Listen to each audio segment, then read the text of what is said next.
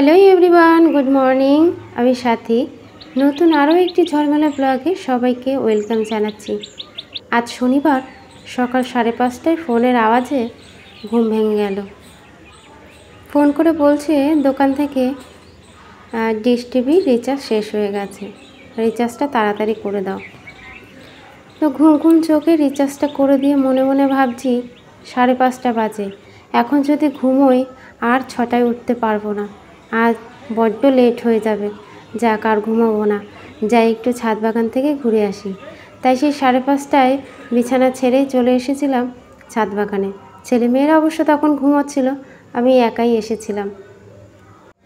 কাল রবিবার রথযাত্রা, আর তারই উপলক্ষে আমাদের এই পাড়াতে বেশ কয়েক জায়গায় অনুষ্ঠান হয়।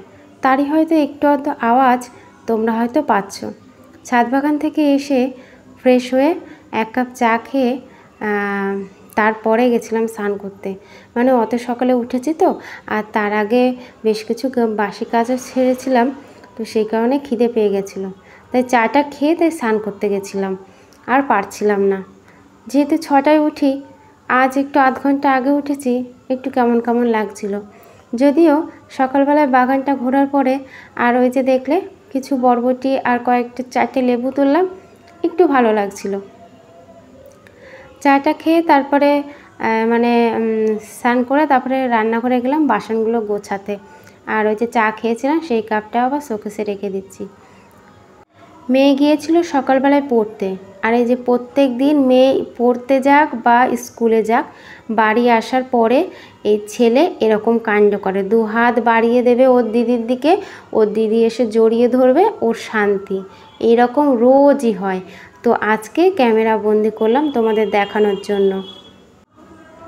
আজ ভিডিওতে হয়তো অনেক আওয়াজ তোমরা শুনতে পাচ্ছ, হয়তো কাল পরশু শুনতে পাবে, কারণ রথযাত্রাটা শেষ না হলে এরকম আওয়াজ তোমরা ভিডিওতে শুনে থাকবে।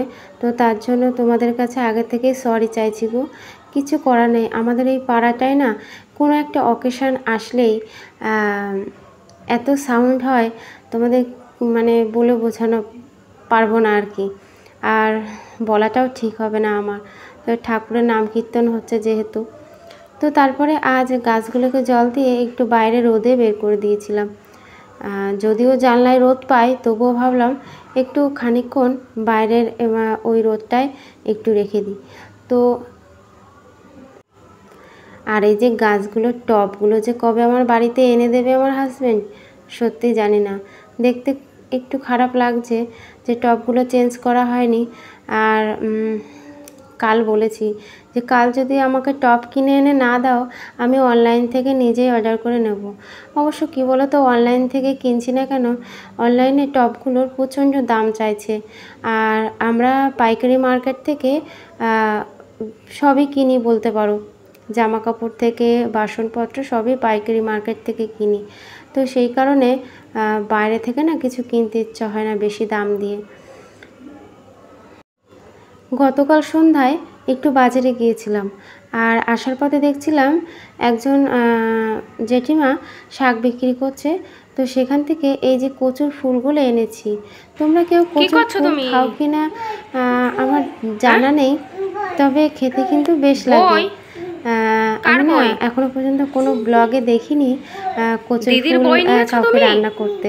ছিল না কিন্তু, হ্যাঁ তুমি কিন্তু ছিল না একদম দিদির খাতাটা, তাহলে কিন্তু দিদি তোমায় মারবে, ঠিক আছে? আর তুমি কি খেলা করছো? এই যে খেলনা বাটি নিয়ে খেলা করছো, খেলা করছিলে? তাই ঠিক আছে, খেলা করো, আমি রান্না করতে যাই। হ্যাঁ, আর দিদির খাতাটা ছিল না, ঠিক আছে, টাটা। কচুর ফুল দিয়ে কিন্তু ওতে তেঁতুল দিয়ে সর্ষে ফোড়ন দিয়ে টক খাওয়া যায়, বেশ ভালো লাগে, একটুও গাল ধরে না জানো। আর এত সুন্দর খেতে লাগে তোমাদের কি বলবো। আর এই দেখো হঠাৎ আকাশে কালো মেঘ করে এসছে, আর সকালে জামা কাপড়গুলো মেলে দিয়েছিলাম, সেগুলো শুকিয়ে গেছে, তাই ঝটপট করে এসেছি জামা কাপড়গুলো তুলতে। সব শুকিয়ে গেছে, যেটুকু রোদ দিয়েছে তাতেই মোটা মোটা জামা কাপড়গুলো সব শুকিয়ে গেছে। আর ছেলে তো আমার পেছন পেছন সারাক্ষণই থাকে, ও আমাকে একটু হেল্প করে দিচ্ছিলো, দেখো জামা কাপড় তুলে দিচ্ছিল। তো চলো জামা কাপড়গুলো তুলে আবার ঘরে যাই। ভাবছি যে টবগুলো যখন বাইরে আছে আর বর্ষার আগে তো ওগুলো তুলতে হবে, তো এই স্ল্যাবটাও একটু মুছে নিই। তাই একটু স্ল্যাবটা মুছে নিলাম। পুরোটা তো পরিষ্কার করা হতো না, সাইড দিয়ে পরিষ্কার করতাম। আজ পুরোটাই ক্লিন করে নিলাম। তো গাছগুলো টবে বসাতে পারলে আমি বাঁচি, কারণ এটুক মাটিতে গাছগুলো ঠিক বড় হচ্ছে না। আর নেমে গেল সঙ্গে সঙ্গে বৃষ্টি। দেখো ঘরের জানলা দিয়ে বৃষ্টিটা, বাইরে যেতে পারছি না কারণ উল্টো বৃষ্টিটা আসছে, আর সে উল্টো বৃষ্টি ফোনের ক্যামেরায় লাগছে, যার কারণে বাইরে যেতে পারলাম না। এদিকে ওর বাবা বাজার থেকে আপেল এনেছে আর আম এনেছে। তো বেশ কিছু আম ওর বাবা বলল একটু নরম হয়ে গেছে।